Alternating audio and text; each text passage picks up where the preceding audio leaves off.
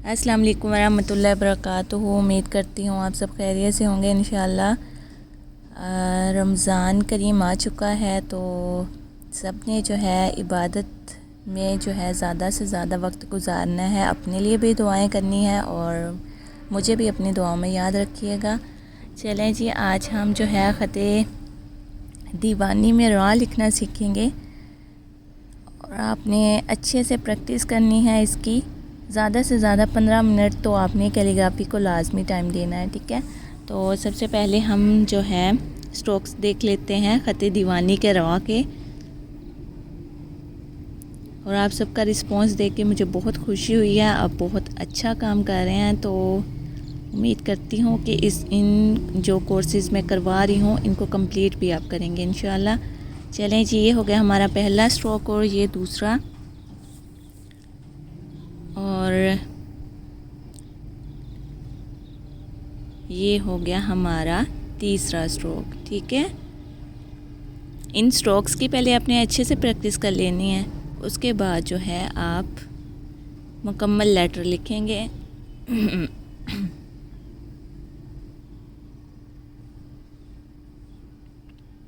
इस तरह से आपने जो है वो नोक को फिल करना है। आपने पहले नोक का स्ट्रक्चर ड्रॉ कर लेना है, उसके बाद जो है कलम की नोक से ही आपने इसके अंदर कलर की फिलिंग कर देनी है, ठीक है। ये हो गया हमारा पहला स्ट्रोक, ये हो गया हमारा दूसरा स्ट्रोक। गौर से देखा करें, साथ साथ प्रैक्टिस किया करें और जितनी ज़्यादा प्रैक्टिस करेंगे उतनी जल्दी सीखेंगे, ठीक है। इन स्ट्रोक्स की जो है ना आप सब ने जो है वो अलग से पहले प्रैक्टिस करनी है, उसके बाद आपने मुकम्मल लेटर लिखना है। ये जो नोक है लास्ट पे, ये जो है अलिफ की तरह की शेप की है, तो आपने इस नोक को अलग से प्रैक्टिस में लेके आना है। ज़्यादा से ज़्यादा इसकी प्रैक्टिस करनी है, इसी पे जाके जो है वो आपको मुश्किल होगी। तो पहले आपने अलग से नोक की प्रैक्टिस कर लेनी है। तो अब इसकी लंबाई देख लेते हैं रा की। इसकी जो लंबाई होगी वो 3 कत है, ठीक है। और एंगल जो हमने यूज़ करना है वो 90 का ही एंगल यूज़ करना है। एक सीधी लाइन यहाँ पे खींच लूँगी, एक नीचे खींचूँगी, एक बाउंड्री बना लेंगे। उस बाउंड्री के अंदर अंदर जो है हमने लेटर को लिखना है। ये आप सब के लिए है, आपकी प्रैक्टिस के लिए है। बहुत जो है वो आसानी हो जाएगी अगर आप इस तरह से जो है पहले एक बाउंड्री बना लेंगे। 90 के एंगल पे कलम को रखना है। जिस तरह हमने बा की शेप बनाई थी, स्टार्टिंग पॉइंट जो है वो बा की तरह आएगा और यहाँ तक हमने इसको लेके आना है और साथ जो लाइन मैंने नीचे ड्रॉ की है उसके साथ अटैच करना है। यहाँ से इसकी नोक बनेगी। नोक मैं आगे स्ट्रोक में बता चुकी हूँ कैसे नोक बनानी है। इस तरह से पहले आपने उसका स्ट्रक्चर ड्रॉ करना है, फिर इसके अंदर कलर कर देना है, ठीक है। इस तरह से जो है हमने रा को लिखना है ख़ते दीवानी में। अगर यहाँ पे मैं एक स्ट्रेट लाइन खींचूँ तो तकरीबन हाफ कट का गैप आएगा, ठीक है। और यहाँ पे जो है अगर सीधी लाइन यहाँ पर अगर एक मैं सीधी लाइन खींचूँ तो यहाँ पे भी हाफ कट का गैप आएगा, ठीक है।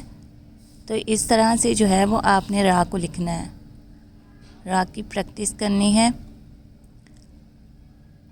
और यहाँ पे जो है मैं बा की शेप भी साथ में बनाऊँगी और रा की भी। तो जिन्होंने बा की अच्छे से प्रैक्टिस की है इनको जो है मुश्किल नहीं होगी बिल्कुल भी रा को लिखते हुए। तो अच्छे से प्रैक्टिस करनी है, जहाँ से समझ ना आए आप लोग पूछ लीजिएगा, इंशाल्लाह ताला मुकम्मल गाइड करूँगी।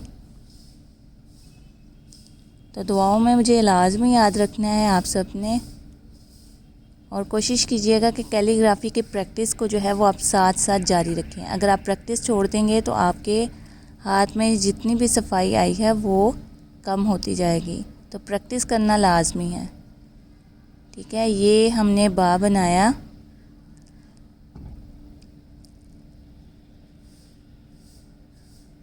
आराम आराम से जो है वो कलम को यूज़ करेंगे ऐसे। ठीक है, ये हो गया हमारा बा। और इसी बा जहाँ से स्टार्ट हुआ है वहीं से मैं रा को भी दोबारा से स्टार्ट करूँगी।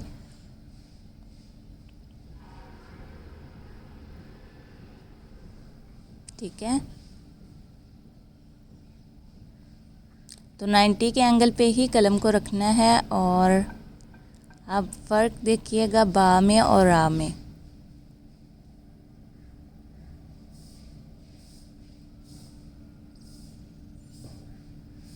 ठीक है, रा की जाके नीचे से यूँ हम नोक बना देंगे।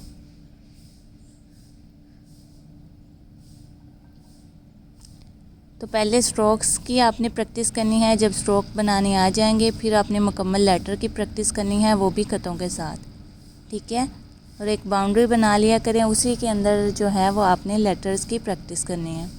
यहाँ पर एरो जो है वो मैं बना के आपका टॉपिक जो है और ज़्यादा क्लियर कर देती हूँ। बा में जो है हमने गुलाई की थी, लेकिन रा की जो है हमने गुलाई नहीं करनी।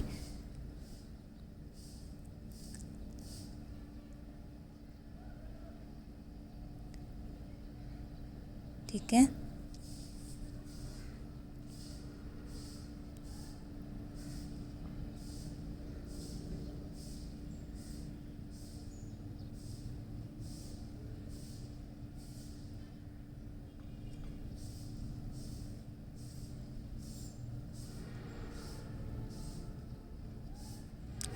ये पहला स्ट्रोक इस तरह से जो है हमने गुलाई में लेके आना है बा को। और इसकी जो गुलाई है, गुलाई नहीं होगी, इस तरह से इसकी शेप बनेगी। ठीक है, एक कर्व की तरह। तो अच्छे से प्रैक्टिस करनी है। अपना रखिएगा बहुत सारा ख्याल, दुआओं में याद रखें। अल्लाह हाफिज़।